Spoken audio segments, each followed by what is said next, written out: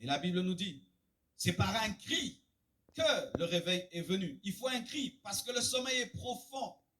Lorsque quelqu'un dort profondément, on ne le réveille pas en parlant, il faut crier très fort, il faut du volume, il faut de la puissance, il faut du volume.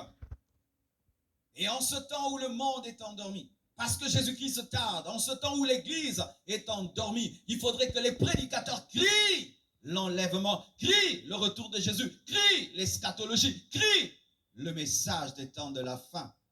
Il n'a pas parlé, l'homme qui a crié à minuit. Il a crié. Il faut crier, homme de Dieu, crier que Jésus revient bientôt. Criez que l'Église doit se préparer. Parlez fort, utilisez tous les canaux possibles pour que le message de l'enlèvement soit entendu. Il faut crier. Le cri de minuit. Le cri de minuit a dérangé. Le cri révèle l'insistance, le sérieux, le volume, l'énergie, l'investissement, la concentration et même le dérangement. Lorsqu'on dit qu'il a crié, crier c'est insister. Il ne faut pas prêcher de temps en temps sur le retour de Jésus-Christ. Le message sur le retour de Jésus-Christ doit être le quotidien de l'Église, le quotidien du chrétien. Il faut insister, c'est ça, crier. Il faut être sérieux dans la manière de l'annoncer. Car si toi qui annonces le retour de Jésus-Christ, tu n'y crois pas, tu ne cries pas. Crier, c'est être sérieux. Crier, c'est insister. Crier, c'est mettre toute son énergie dans le message. C'est investir pour que les hommes entendent le message du retour de Jésus-Christ. Crier. Crier, c'est déranger. Lorsque quelqu'un dort et il est dans un profond sommeil et qu'il commence à rêver, la chose qu'il n'aimerait pas, c'est qu'on puisse le réveiller.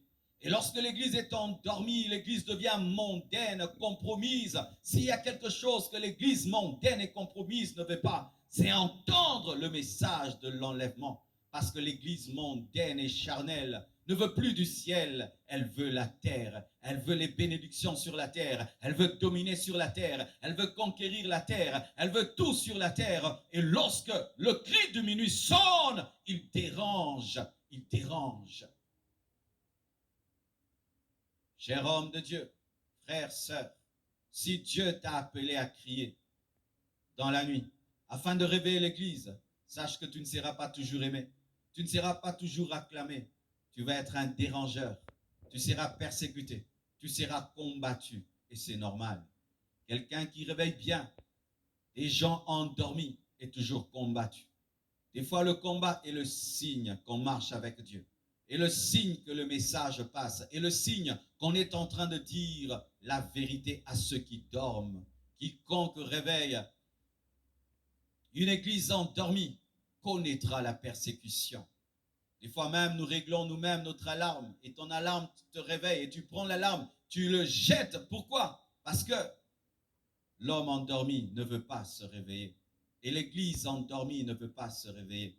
L'église endormie ne veut pas inviter les prédicateurs qui vont lui rappeler que Jésus-Christ revient bientôt.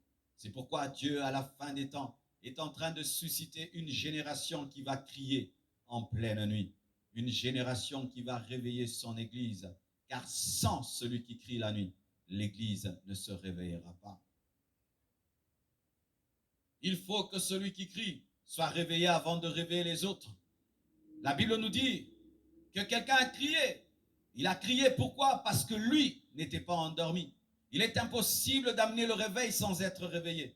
Il est impossible d'amener à la sanctification sans se sanctifier soi-même. Il est impossible d'amener à Dieu sans être à Dieu. Il est impossible d'amener dans le désert sans connaître le chemin du désert. Il est impossible de donner la vie sans l'avoir. Et il est impossible de communiquer la révélation sans l'avoir au préalable. Celui qui a crié était d'abord réveillé, c'est alors qu'il a réveillé.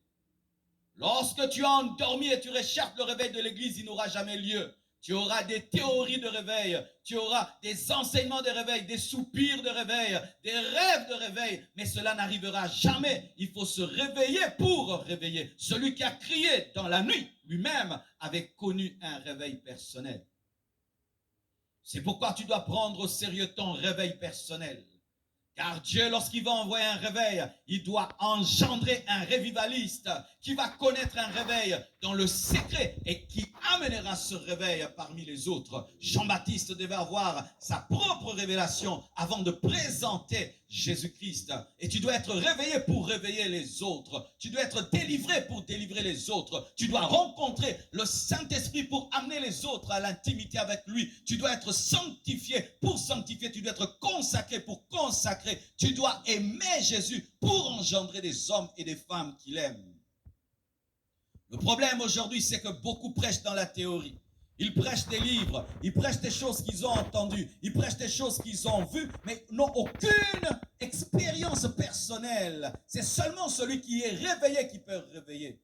Un endormi ne peut réveiller un autre endormi. Un mort ne peut ressusciter un autre mort. Il faudrait que d'abord toi-même tu connaisses ton propre réveil et que tu te prépares tous les jours à rencontrer Jésus-Christ. C'est alors que tu pourras réveiller l'Église et préparer l'Église à rencontrer l'époux.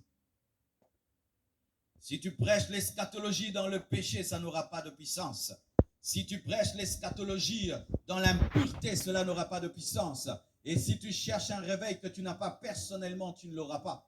Je vois certains qui prient beaucoup à l'église, mais qui ne prient pas personnellement. Des hommes qui se sanctifient à la chair, mais qui n'ont pas une sanctification personnelle. Des personnes qui ont une crainte de Dieu publique, mais qui n'ont pas une crainte de Dieu personnelle. Cela ne marche pas. Pour tuer Goliath en public, tu dois vaincre l'ours, tu dois vaincre le lion dans le secret. Et pour apporter le réveil aux autres, tu dois l'expérimenter toi-même. Il a crié parce que lui était réveillé. Il était d'abord dans la dimension avant de communiquer cette dimension, car on ne donne que ce qu'on a.